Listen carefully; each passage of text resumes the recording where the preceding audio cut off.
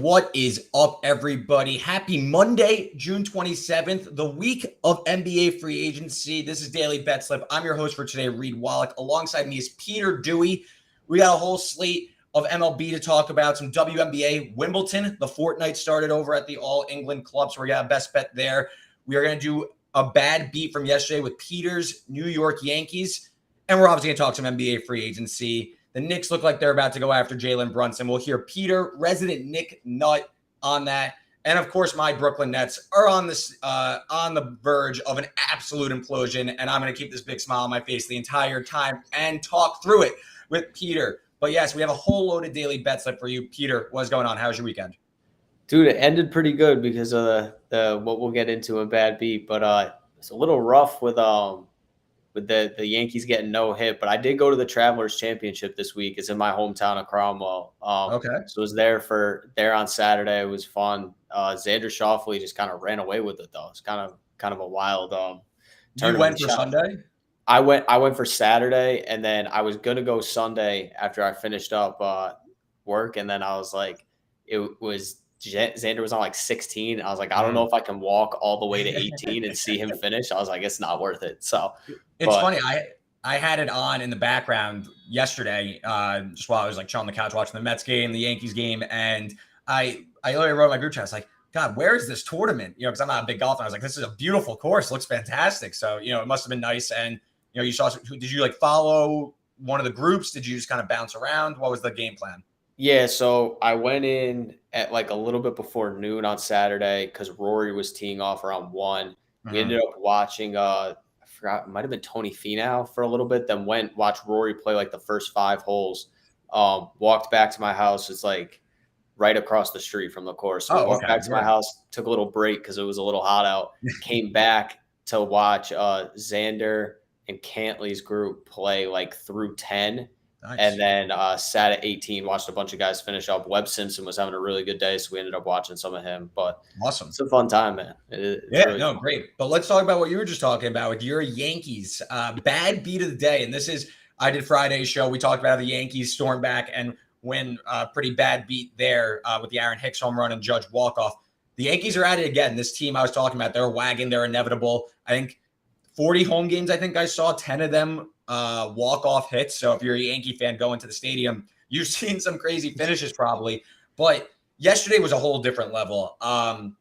Astros road underdogs, of course. The total set at 8.5. Yankees get no hit on Saturday. They're actually getting no hit through 6 innings yet again.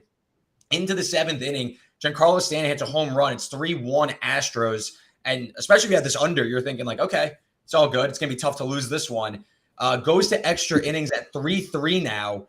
And then, of course, all you need is one hit. Aaron Judge up bases, base loaded, right? No, not base loaded. No, first and third. First and third. And Aaron Judge hits a walk-off homer, the MVP favorite. Game goes over 8.5. If you have the Astros, that's 2 tough ones to swallow this weekend against the Yankees. But, I mean, what do you think about this Yankees comeback? And then I want to ask you about the team as a whole because it does seem like you can't lose. Yeah, go to the sign behind me. Pay Aaron Judge all of the money. I mean, that's really what it is. This team, he has carried them at times. And that the crazy part is spanning 3 games of that series, they were no hit for 16 in the 3rd innings. Like they couldn't buy a hit. And then out of nowhere, this team somehow just finds a way to win games. It's been extremely impressive. Offensively, like there's been times where they've looked really good. They've looked kind of, out of it this series. But the pitching has kept them in it. I mean, Nestor Cortez didn't have his best stuff, but then the bullpen goes 5 scoreless. Michael King got out of 2nd and 3rd with nobody out in the 10th.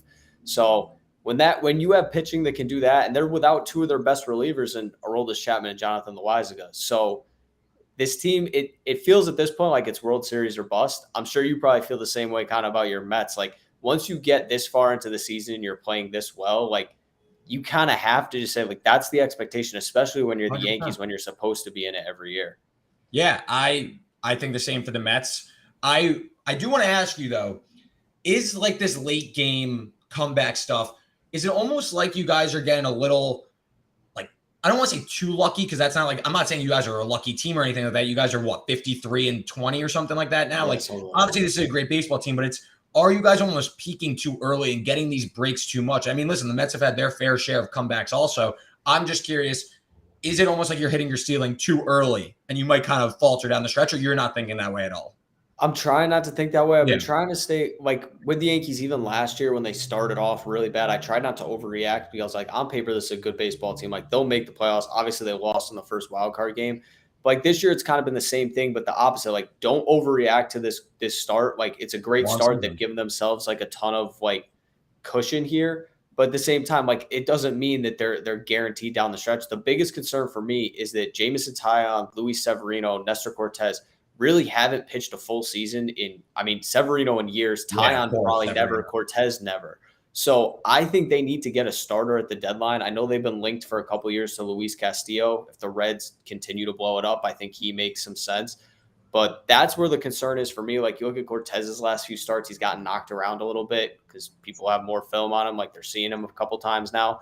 But I think for the Yankees, like the walk-off wins, maybe they go away. But at the same time, like a lot of it has been, other than the Thursday night game, like a lot of it has been tie games. And the reason those games have been tied is because their bullpen has just Yeah. found some way, has kept them in these games. So after a while, like the pen is just really good. And like I said, they're without their two best guys, and Chad Green's out for the year. So they just have a plethora of arms right now that are just saving them. It's been I think that's a good sign for playoff baseball. You need to be able to rely on like 5-6 different guys in the bullpen.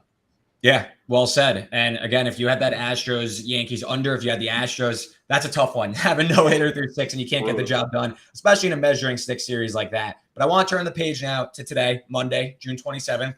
We got 6 best bets for you, 4 MLB, 1 WNBA, and I guess we'll count Tuesday too. I got a best bet over in England for Wimbledon, a big underdog. But Pierre, I'm going to start with you with your 2 baseball plays, and I'll come back around. So let me hear them. Yeah, so the first one, I'll go with my play actually on the Yankees since we're talking about it. Might as well segue. I'm taking the under 8.5 in their game against Oakland today. It's minus 115 over a win bet. And really, this is a play like we mentioned it. The Yankees did not hit the ball well this weekend. And you look at some of the guys on the team. I believe Carlos Beltran actually said on the broadcast yesterday, over the last 10 days, like DJ LeMahieu was the only guy on the team hitting over 250. So they're starting to come back to earth. They're getting timely hits and they're hitting home runs, which helps you. And obviously, when you play at Yankee Stadium, you get a few extra home runs to right field that you probably don't get elsewhere. But they're facing Paul Blackburn, who has been absolutely lights out all year for the A's. He's 6-3 with a 2.97. The Yankees are throwing Jordan Montgomery, who's 3-1 with a 2.97 himself.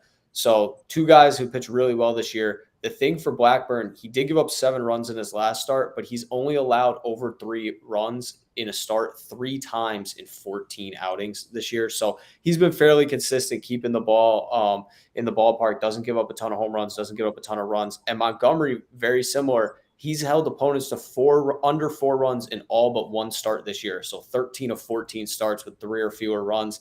And Oakland's dead last in the league in OPS. So the A's don't hit. The Yankees aren't exactly hitting, and the A's have their best pitcher on the mound. I like the under in this one. Yeah, I feel that. And what do you got for number 2? Yeah, so I got my next one's a player prop. This one I'm taking, I think you were fading this guy in Daily Dinger today because I know you took Ohtani. I'm taking Lucas Giolito under 6.5 strikeouts at plus money, which I was shocked to see this at plus money because his last 4 starts have been downright awful. He's struck out 3 or fewer batters in 3 of the 4 starts. He did have an 8 strikeout game mixed in there, but he's pitched 21 innings in his last 4 starts and allowed 24 runs. He's just getting absolutely shelled right now, and he hasn't gone more than 6 innings in any of those starts. I know the Angels strike out a decent amount, but you're also facing a lineup that has Mike Trout, Shohei Ohtani. Like, this is a good offense. I know they haven't been winning a ton of games, but they can score runs.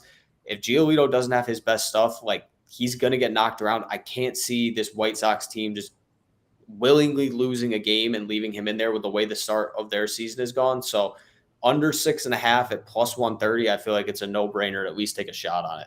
Yeah, plus money. I'm always looking at the plus money stuff, especially the player prop like that. But yeah, Giolito has been terrible. This White Sox season has just kind of been a train wreck, to be quite honest with you. Giolito hasn't been healthy in and out of the rotation, so I'm totally with you there. And then as for the Yankees, I mean, get in Oakland. I mean, what could you expect from this offense? 1, maybe 2 runs, just with the way the Yankees could piece together a start. So I agree with you. And Blackburn's been rock solid. I think, the Yankees lineup is going to bust out in this series. You just know it is. They're due. They're playing, arguably the worst team in baseball. It's just or is this going to be the explosion? I mean, I'm in New York right now. It's been gross out all day. Maybe it's just kind of one of those like boring games that kind of is more of a slog than anything. So I'm with you there. As for me, I find like I'm betting on the Rangers so often. It's like how Ben and Donovan find themselves betting on like Aces games. I'm always betting on Ranger games. I don't know why, but Martin Perez, all-star numbers. He has a 1.96 ERA, supported by a 2.62 FIP, league or MLB low home run rate. I'm taking him to shut down the Royals. We're talking about bad baseball teams. The Rangers, minus 138 on the road. Perez has been absolutely stellar, a lefty hitter. The Royals offense, 24th in weighted runs created plus. The Rangers are the better offense right now. They're top half of the league in this past month in weighted runs created plus. So I just think this is simple. Taking the better team. I'm taking the better pitcher who's an all-star this year. Just get the job done against a poor Royals team. My other bet, going with two rookies, Tyler Wells for the Orioles and George Kirby, two of the more promising young pitchers in the American League. I'm going to take the under 7.5 at even money in the Mariners-Orioles game.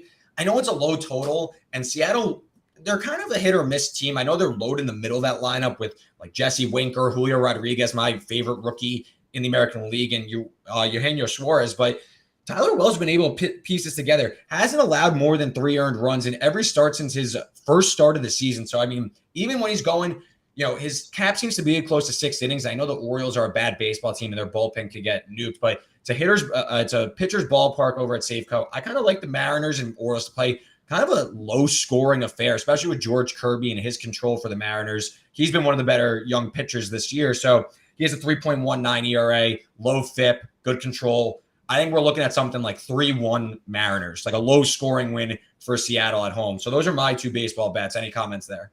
Yeah, I like the Mariners one a lot. He's kind of settled in. I believe it was his second start of his career. He kind of got knocked around by Boston. And since then, he's like looked a lot more comfortable, just pitched a lot better. And the Orioles, I don't think we can say they're one of the worst teams in baseball anymore. This team, if they didn't play in the AL East, I really think they'd have a shot to make the playoffs in the American League. Like you look at, they right now have as many wins as the White Sox, the Angels, and the Mariners. And we talked about the Mariners, a potential team that could make the playoffs coming in this year. I'm actually high on the Orioles, so I like this play here because I think Tyler Wells, like you said, he's pitched really well this year. I don't think their team as a whole is that bad, so I don't mind an under there. And then the Rangers one, I think you just have to fade the Royals. I feel like they're going to be one of these teams at the deadline. They already traded Carlos Santana to Seattle today. They're going to be one of these teams that Andrew Benintendi might go.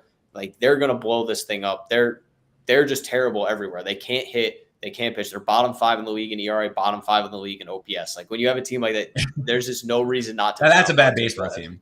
That's horrendous. That's horrendous. Yeah. So, I like the Ranger thing. You're getting discount for the Mariners. I find myself I kind of lean towards that Mariners team. Of course, I'm kind of biased. I have a Julio Rodriguez Rookie of the Year ticket, so I'm kind of pulling for them to be better. But I couldn't lay that price against the Orioles. I just think we're going to see both pitchers get off to a strong start. So I like the under there. But I know you're looking now, WNBA. Are you betting on an Aces game? I don't even know if the Aces are playing tonight. I am betting on an Aces game. Yeah. I swear every time I'm on, there's always an Aces bet. Somebody. I feel like I know this team. There's 2 games tonight. So we got Fever Mercury and then Aces against the Sparks. I'm looking at the Aces Sparks game. I'm taking the over 174.5 in this one. And this is a pretty high total. Most of the time I've been seeing 160s, low 170s for these WNBA games. But you look at these two teams offensively, Vegas leads the league in scoring, LA's 6th. And then in terms of pace, Vegas per her hoop stats, fastest pace in the league. And Los Angeles is 4th. So both these teams are getting over 80 possessions per 40 minutes. And you look at the matchup in this read, and I know a ton of people aren't, dialed into the WNBA, but the amount of star power in this matchup between Nneka Ogwumike, Liz Cambage, Asia Wilson, Jackie Young, Kelsey Plum, those are all averaging 15 plus points per game. Kelsey Plum's averaging over 20. There's just a ton of offense in this game. The Sparks haven't been great defensively, and the Aces are middle of the pack in defensive rating. I believe they're 6th or 7th in the league. So you're putting yourself in a position where it's 2 really good offenses that play really fast that aren't as inclined as some other teams to really get things done on the defensive end. I think we see a lot of points tonight. And obviously when you have a star-studded matchup like this, you kind of want to root for points. So that's where I'm going in this one. Word. I like it. Just keep that trend going of Yeah. me being on a show where the other guy's taking an Aces game. But yeah, I'm looking at tomorrow morning. I believe this is the first match on the schedule for Wimbledon. So this is going to be an early one. I think it's a 6 a.m. Eastern time start. But I'm going to take Maxime Cressy to upset Felix Auger-Aliassime. Got that one right in the first try. This is just a really bad matchup for FAA. I know a lot of people are bullish on his ability to make a run here at Wimbledon, but I'm not buying it. Cressy is in excellent form. He is your classic serve and volley, John Isner, Riley Opelka, but Cressy's coming up the ranks really, really fast as a guy who he's going to smash his first serve. If that's on, FAA is going to be in a lot of trouble. You're going to see a lot of tie breaks in this 5-set match. And listen, when this gets to a tiebreak, you're seeing one to 2 points kind of determining this one. If Cressy is able to get that deep and have his first serve on, FAA is in trouble.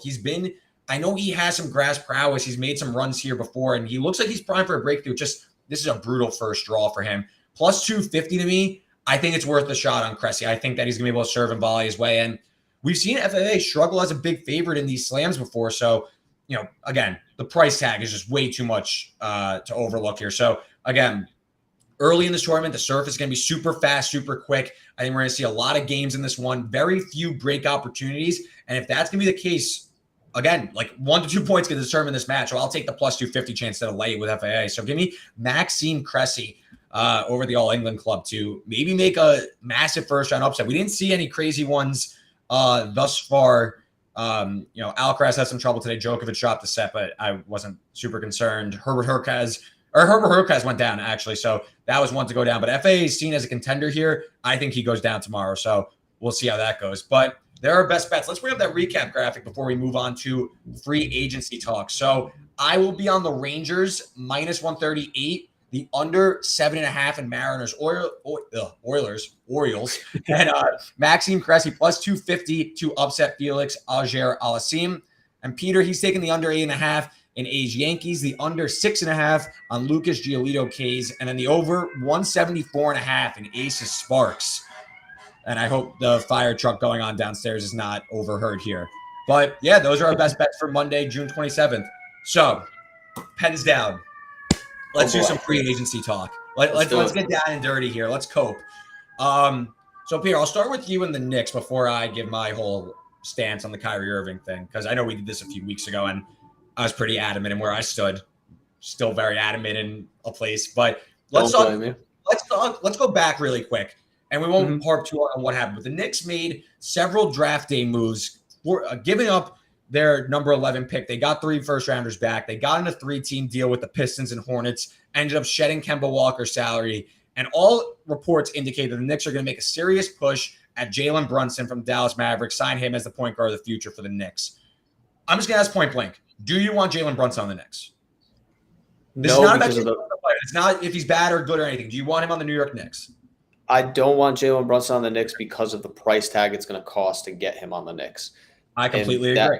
That's the issue. I like Jalen Brunson as a player. I liked him coming out of Villanova. I think he's a very steady guard, and the Knicks could use a player like him. They could not use a player like him at $25 million a year. That's the thing that concerns me. Like, Jalen Brunson's a fine player. He averaged like 16 a game this year. He looked good at points in the playoffs when Luka Doncic wasn't on the floor. But again, we've never seen Jalen Brunson without Luka Doncic, who commands arguably as much attention as anybody in the NBA right now. So to put all the eggs into the basket of we're going to pay $25 million a year over 4 years for an undersized guard who we saw last year with Kemba, granted Kemba's a worse defender, didn't work in Tibbs' system where the Knicks like to switch things and try and play, 5 guys that can really defend the ball. The reason they were so good 2 years ago is because Elfrid Payton was big enough to switch basically any screen they really were trying to do. And they had Reggie Bullock, who was another good defender. The Knicks kind of went away from that this year, and that's part of the reason why they didn't make the playoffs. So it concerns me that they're willing to just kind of put all this money into Jalen Brunson when, like, how good does Jalen Brunson really make you? He makes you maybe a 7 or 8 seed. Like, you're probably a play-in team guaranteed. Maybe you sneak into a 6 or a 5 spot, but like, he doesn't raise the ceiling to where you're like, okay, we can make a deep playoff run. He raises your ceiling from we're not going to miss the playoffs probably. Like we'll at least make the play-in. To me, I don't love it. And we can go through it, but I didn't love what they did on draft night either. I thought it was a mismanaging of assets. I'm interested though what you thought. First off, non-Knicks fan take. What did you think of them making that move? Yeah, I mean, listen, obviously, I don't like the Knicks. Obviously, I'm a Nets fan. I root against the Knicks. They're my least favorite team, but I could still call it like it is. I'm not trying to be a hater in my opinion. This is like my objective take of what happened.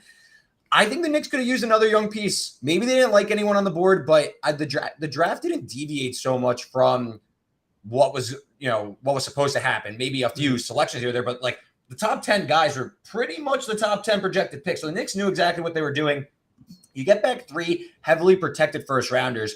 And listen, if you're going to package that for a star like Donovan Mitchell, let's just say, sure. But if you're just going to let those picks convert eventually, you're just going to end up kicking that pick that you could have gone a contributor now or sooner. And probably those picks are going to convert to like a 17th or 18th overall pick. And you're just going to take another stab again. You know what I mean? So I think the Knicks could have used that pick and actually built this team correctly. Even if you're going to sign Jalen Brunson, you could find another way to get off Kemba. And the 2 deals were also different. They did the three pick deal, and then they got in this one to get off Kemba. I don't love it. I personally don't think the Knicks should go after Jalen Brunson either. Not a knock on him, the player. It's just you're capping yourself at good. You'll make the playoffs next year, great, but it feels like the Knicks are falling into the Knicksian trap of we're going to go star hunting again. And Jalen Brunson isn't even a star. And look, if you're going to try and take those 3 picks and package it for an actual star like Donovan Mitchell, maybe you're talking about something. But it does feel like the Knicks, they tried to do this, like build it the right way, and then they're already sick of it 2 years in. The issue I have is Leon Rose's comments afterwards that we're going to continue to build this the right way. That's what we felt like doing. And I have no problem if they want to go youth movement. Like personally, I am all for play him. Part of the reason why I don't want Jalen Brunson, I'd rather them just start Emmanuel quickly. I think Emmanuel quickly is he's probably not going to be, an elite player, but like he's shown flashes where like he can be a quality starting guard in the NBA. And he's shown it since day one of his rookie year. Like this hasn't been like, he showed it the last 10 games of last season. Like there were points where it was like Emmanuel quickly is a lock to go first team all rookie. So he's played extremely well for being the 25th pick the last 2 seasons. But the issue I have is it's just, I said it just before, it's a mismanagement of assets. And Leon Rose has done this 2 years in a row now. Last year, he traded the 18th pick to trade back with Charlotte for a pick that was going to be top 18 protected the next year. So you were trading a pick in a current draft for a pick that was guaranteed to be worse in the next draft. Because of that, he trades it for Cam Reddish. The Knicks have no playing time for Cam Reddish because they have too many rotation. Like the way I look at this roster is when you say we have too many rotation guys, it means you don't have enough rotation guys. It means you have 12 guys or 10 guys like the Knicks have right now that are just a bunch of average guys where you don't know who to play. That's the issue. They have Alec Burks. They have Quentin Grimes. They have Cam Reddish.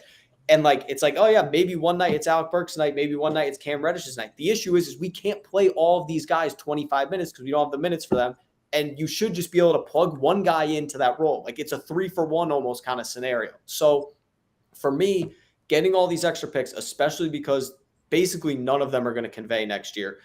One's in 2025. The other 2 are Detroit and Washington, who are both still probably going to be lottery teams. And even if Detroit's not, that pick's 1 through 18 protected. So they're not getting that pick. It's going to get kicked down further and further. And the thing, and I know there was the Jaden Ivey rumors on draft night, and I wanted the Knicks to trade up to 4 and try and take Jaden Ivey. I thought if you were going to package assets to get something, at this point, this team, like their timeline is not to go get a star right now unless it was a young player, maybe a Donovan Mitchell, maybe if God forbid Zion, which is not going to happen now, became available, maybe that was your move. But like if they had gotten Jaden Ivey to pair with RJ Barrett, like that makes a lot more sense. RJ Barrett's entering his 4th season. Jaden Ivey would have been on his rookie deal. You would have been paying RJ Barrett. Jaden Ivey would have been cheap for 4 years. You see that backcourt. What could that materialize to? And I know they tried to trade with the Pistons. The Pistons didn't want to. But like, if you were going to trade for all these picks, like why not package 11, one of your future picks, maybe the Mavs pick that they have in 2023, and a couple of your young guys, whether it was Reddish, whether it was Grimes, like somebody do something. Leon Rose seems scared to make the big swing right now. And instead he's like, I'm not going to mess up and take you're right. They could have used somebody at 11. The issue is they would have had nowhere to play them because he's afraid to move off of anybody else. So the part for me is like if you picked at 11, it would have just been like, oh, this guy's just going to sit on the bench. Like they took Grimes in the first round last year. He sat on the bench for half the year because they had nowhere to play him. And so it feels like Leon Rose is scared to make the big swing. He just keeps trying to kick the can further down the road with these draft picks. And eventually they're going to either become valueless or you're going to have to pick somebody and you're not going to have the team around them to do so. So that, and then the Jalen Brunson aspect, like to do all of this for Jalen Brunson, like I tweeted it and like part of me is joking, but like we're doing this all for Jalen Brunson. Like we're not doing this for Kevin Durant. Like we're doing this for Jalen Brunson. And I bring up Kevin Durant so we can transition to some Kyrie talk because I got to get your pulse right now, dude. What this has got to be miserable. Pulse is faint. Do I have a pulse? No, and we'll talk Jalen Brunson. We'll see what happens. I'm sure Pete, me, Donovan will have some sort of live stream free agency thing. So we'll talk about it a little bit more. But this Kyrie Irving situation, I mentioned it to you when the reports first came out. This was, it's a dangerous game they're playing. And it seems like we're kind of in the end game now where it seems like Kyrie Irving is really considering his options of taking the taxpayer mid-level exception with the Los Angeles Lakers. I'm still not sure that's going to happen. I think that ultimately, and maybe I am literally like coping so hard that I actually see the light here, but because it's such a complex situation, I'm trying to look at it from all angles, but it does, and this isn't me defending the Nets. I think that this is ridiculous that we are in this place to begin with, but it does seem like the Nets know or have a strong inclination that Kyrie Irving has no real market. Nobody wants to commit the money he wants. The Nets offered him X. That current offer, all we know is Zach Lowe said last week they have offered real deals, whatever that means. So they offered him contracts. He's not taking it. Let's say they offered him something that he doesn't want, maybe like a 2 or 3 year deal at like the number 30 million or like partially guaranteed or something, incentive based. Kyrie thinks he can get that on the open market. It seems like no one's going to offer it to him. Yeah. No one wants to put up with this. You want to know who wants to put up with it? I do. I want to put up with it. You want to know who else wants to put up with it? The guy whose bobblehead is sitting behind me. That's Kevin Durant. He wants to put up with it. So I'm cool if he wants to stay. I personally think that the Nets see this as a bluff from Kyrie. They see it as Kyrie's trying to leverage his relationship with Kevin and say, if I'm leaving, so is Seven. Seven's leaving with me. So do you want to keep this together or not? And the Nets are digging their heels in and saying, listen, we're giving you this, or we'll negotiate like in this range. If you don't want to negotiate with us, then we're done here. We don't need you. I think the Nets are truly saying that they truly believe that they could win without Kyrie. And they know they're running the risk of pushing Kevin Durant out the door. By the way, I disagree. I think they definitely should sign Kyrie. I also think that there's a world where this bluff works out and they don't get him for anything. I could be dead wrong here and maybe it is all over. If I were to handicap it, I'd say probably minus 140, Kyrie's gone, plus 125, he's back. And so just going further with that, if Kyrie's gone, Durant is probably going to want out. I do see a world where Durant will give the Nets 1 year. Like, I'll play this out a little bit. Like, I'll give you the year, whatever. We'll run it with Simmons, whatever we get back for Kyrie. And then he'll ask out next year, and then it'll all be over.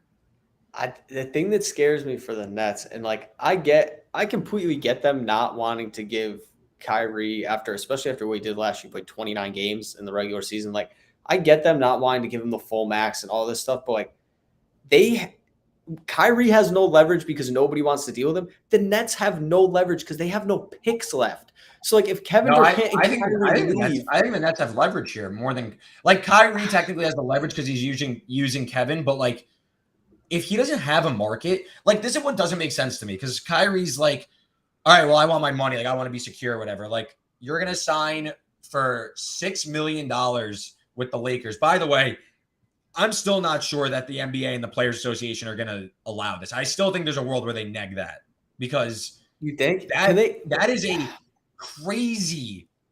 Shout out Nicole for tuning in and worrying about me, but that is a crazy drop and is an unprecedented drop in market value, and that really opens up a black box of how you want this league to operate. If there's no suitor for him, I think that they have to bring him back. Do they? But I will note there's a chance that this negotiation went so poorly and the fabric of the team is just so ruined and battered that they can't bring him back anymore. Like there is a world where that happens. I am fully understanding of that. I don't even think Kyrie, like for me, I don't think the leverage, like where the Nets lose leverage is Kyrie. It's the fact that if Durant leaves, like you have Simmons and then not a whole lot else like around him, and you don't Durant have all leaves, the Nets are going to get like if Durant leaves, the Nets they'll get an insane. They'll get an insane haul. Yeah, they'll get an insane haul for Durant. My thing is like, are you willing? Like, I just can't believe they're willing to say we'll start this whole thing over after they went through all the years with the no picks because of the Celtics deal, and you finally got the 2 stars, and then you're just like, hey, we had it for 3 years. We're all set. Like to me, it's just like you had said this a couple of weeks ago. Like you made your bed. Like you have no choice now. Like you have no choice. And the thing that frustrates me about like them saying like, oh, they won't do a package with the Lakers, which is fine, but like I wouldn't be surprised if Kyrie does the MLE. And the reason why I don't think the league comes in and stops that is because they didn't stop anything when he decided to sit out and forfeit half of his salary last year. So part of me is like, if he wants to do that and then the Lakers are going to max him after when Russ is off the books. Like, I don't think they'll be able to. They don't have his bird rights yet, if I'm not mistaken. But they clear the cap space because LeBron and Russ are off the books at the end of the year. The only guys under contract for the Lakers after this year are Horton, Tucker, and AD. So they could technically sign Kyrie and then bring LeBron back with his bird rights. That was because I thought the same thing too at first, and then I remember LeBron's up too. So they have like nobody up under contract. Yeah, and listen, by the way, you're totally right. Again, this is like an incredibly complex situation, so I'm trying to like look at it as like wide lens as possible and try and see all angles. By the way, everyone's wrong here. Like, there's no winners of all of this because now you bring back – okay, if you lose Kyrie, you risk losing Durant and everyone's pissed and whatever. If you bring back Kyrie, what's the relationship of the team? How is this all going to interact? Because now it's so messy in public. I will say there have been multiple reports, and it does seem like Kyrie wants to stay in Brooklyn. He just wants to get his money and everything. And at the same time, I get the Nets stance. I completely understand where the Nets are coming from. And listen – you like have screwed this all up. Like you have made life very difficult for us. And like I saw Logan Murdoch, who is like super plugged in on the situation. He did a great feature on Durant this season.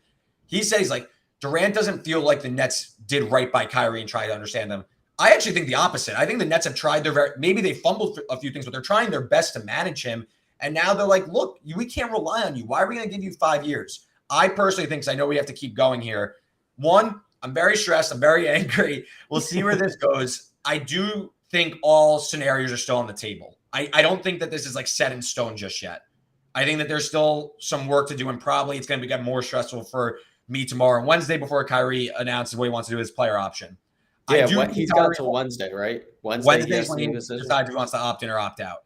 I do think Kyrie wants to stay, and I think that this is all one big public negotiation that is going to come to a head soon, and it's very stressful, but if he opts out on Wednesday, I think he's gone because I think then his only option is the mid-level exception with the Lakers. Well, I think if he opts in, there's a chance he stays in Brooklyn or they find a trade. No, I think opt-in's worse. Opt-in's worse. Really? I think 1-year deal, I think they'll move him. They either want to get the terms or not. I personally think a Chris Paul-esque deal, first 2 years guaranteed, third year guaranteed maybe, and then a fourth year partially guaranteed, lines up with Durant, not super long or anything. You can maybe trade him down the road. I think there's room for a middle ground here. And I'm curious what the Nets contract terms are because we don't know what that is. We only know that last month they offered like a 2-year deal. Like we don't know how real the contract. Like the Nets may have offered him like nothing, but like Zach Lowe says there's been a real offer. We just don't know what it is. So that's my Kyrie Irving rant. We'll see. I'll probably just go live or something and just start spewing. It's a rough week for New York basketball. We might have to do a Twitter Spaces on Thursday night. Yeah, it is dark times in the greater New York area. But let's move on to game of the night. Let's get the vibes back high. Yeah, let's get the vibes on. Meanwhile, we're going to transition to Red Sox Blue Jays on June 27th. Ooh, big AL East series starts off for our game of the night. The Blue Jays minus 170 over at WinBet Sportsbook. Total 9.5. Connor Seaboard started for the Red Sox against Kevin Gausman for the Blue Jays. I think he's kind of trending out of a Cy Young candidacy, but he's still in the mix. Still has odds there. So, Peter, I'm going to start with you with your best bet because I know we're aligned, so I'm going to wait for you to make your case, and then I'll come back in. But Blue Jays, Red Sox plus 155, Blue Jays minus 170, total 9.5. What's your best bet? Yeah, I took the Red Sox to win plus 155. Okay. They're the hottest team in baseball right now. They've won 7 straight. They beat Shane Bieber the other day in Cleveland, which is, I thought, a really impressive win. Um, and I know they don't. They definitely don't have the pitching advantage here. Obviously, Gosman's a better pitcher than Sebo, but Kevin Gosman has not looked good recently. Mhm. He's allowed 3 or more runs in 3 of his last 5 games. Gave up 7 in 2 1/3 innings to the Orioles 2 starts ago. And really, more so than just him, the Jays as a whole have not been pitching well. They're dead last in baseball in ERA over the last 2 weeks. They've lost 7 of 10, and Boston's been hitting the cover off the ball. It's kind of what we expected from this Red Sox team coming into the year. They're first in OPS over the last 2 weeks. Obviously, that's led to them jumping into second place in the AL East. Like the Yankees have been great in June. The Red Sox have actually gained games on them. They're like 19-4, 18-4 in June, which is absolutely nuts. So I think Boston at this price, like I know the pitching, it could blow up on you, but at the same time, like if Seabold gives you a decent start, the way that they've hit the ball this year, I could see Boston winning this game and winning it pretty easily. Yeah, no, I honestly agree with you. I'm on the Red Sox as well. But I'm just going to stop real quick. But if you do like what we're talking about, you like that rant on Kyrie, you like the Jalen Brunson talk, our best bets, ask on the Red Sox if you cash. Make sure you're also subscribing to our YouTube channel. Subscribe, follow us on Twitter at BetSided because we love giving you guys this content every day here on BetSlip. We're doing 4 p.m. today, but typically 5 p.m. Eastern. But back to the Red Sox. I completely agree. I think this Red Sox team is kind of a sleeping giant. They're getting hot now. Like you mentioned, they're hot streak. Top 5 in weighted runs created plus this month. Rafael Devers, I know Judge is the MVP right now. I do like Devers and Jose Ramirez to another extent, but Devers has been a much better hitter than Judge this season. I know Judge has the home runs, but Devers' stat line is out of control this season. Let me just pull it up real quick while I'm talking. But this Red Sox offense is starting to find its rhythm a little bit, but Devers, 334, 17 homers, MLB best 96 hits as an OPS of nearly 1,000. So, this Red Sox team is just the better team right now. And I know Seaboard is going to give this concerns against a explosive Blue Jays lineup, we'll call it. But this is a big number to lay with a Kevin Gausman that's been very suspect the last few weeks. I can't trust what the Blue Jays are trotting out there right now as a product. Like you said, 7 to 10 losses. So at this big number, team this hot, I can't stay off it. I'm on the Red Sox also at this. Plus 155 is just insane to me. Yeah, the Jays. How about this? Who concerns you the most in the AL East? Not necessarily for division, but just who you think I guess in a playoff series, Blue Jays, Rays, Red Sox. It's got to be the Red Sox, right? Boston, 100%. Boston's offense scares the hell out of me because they just hit the ball so well, and obviously they're going to get Chris Sale back at some point. Then their pitching's been fine. It's not early in the year, it wasn't great. It's gotten better. Obviously, they have Garrett Wallach. Michael Wacha has been really good for them this year. But you look at the thing that doesn't scare me about Toronto, and I know Ian is going to hate me for this, but it's the same story with the Jays every year. Either their bullpen stinks or one of their starters falls apart. Barrios has been really bad this year. Over the last 2 weeks, to have the worst ERA in baseball when the Reds and the Nationals are giving up 5 runs a game, the Jays are giving up 6.15 runs per 9 innings. That you can't win baseball games like that. If you're giving up 6 runs a game, their offense can be as good as you want. You're just not going to consistently win baseball games. And so for me, Boston's team ERA, I believe they're back up in the top 17 now or something like that. With the way their offense is playing, they scare the hell out of me. And then obviously the Yankees-Red Sox rivalry. If we have to go to Fenway, I want no part of playing in Fenway. I completely agree. Part. So yeah, it would just be so Yankees-esque to have some crazy season, win 108 games, play the Red Sox in Fenway, and get upset in the divisional series. That'd be classic. That'd be so classic. It would be vintage Yankees over the last 10, 15 years. So yeah, I agree with you. I think something's off with the Blue Jays. It always feels like the team that kind of gets, I wouldn't say thrown together, but put together in the offseason, a lot of big splashy moves. It always seems like those just never work out all the time. It just doesn't feel like that's as whole of a unit as it should be. And the Rays are always scary just with their pitching staff and stuff. But right now, real downswing, injuries on offense. It just seems like they might, maybe they'll buy the deadline, but it just feels like they might be a batch shorter too. So when we're talking about complete rosters, the Red Sox with Chris Sale kind of lurking there, that's also a lot of holdovers from that World Series team from a few years ago. So maybe that team could find some magic there. So I'm with you here, though, and tonight specifically. Just this number's off, man. Like, I know Gosman has like this high regard, and I know his FIP is like the best in baseball, but like comes to a point where the guy's been a little inconsistent. I can't lay the Blue Jays minus 175, minus 170. That's like ridiculous. So give me the hotter team at a big plus number. These teams are much closer. So me and Pete aligned on the Red Sox, and so is the community. The people have weighed in, and they are on the Red Sox as well. A little bit better number than when me and Peter logged our picks, but hey, take those extra 15 cents. And yeah, Red Sox money line. So that's going to be our best bet on game of the night. And that's our show for June 27th, Monday. Great show. Pete had loved a little bit of coping there with both of our failing franchises. But yeah, a lot of stuff coming our way. I'm sure we'll do some more NBA free agency talk. Me and you are on tomorrow, so maybe we'll break down right back at it in the next 24 hours, whatever comes up. Shams has been really quiet today, so I have a feeling he's sitting on he's sitting on something big. So I'm sure we're trying to find stuff to fill the content with. So I'm sure we'll just talk more NBA free agency. But yeah, great show. If you liked what we're talking about, make sure you go right below us right here. Subscribe to our content, like this video, go over our Twitter page @BetSided, read our work on BetSided.com, and best luck on all your bets, and we'll see you tomorrow.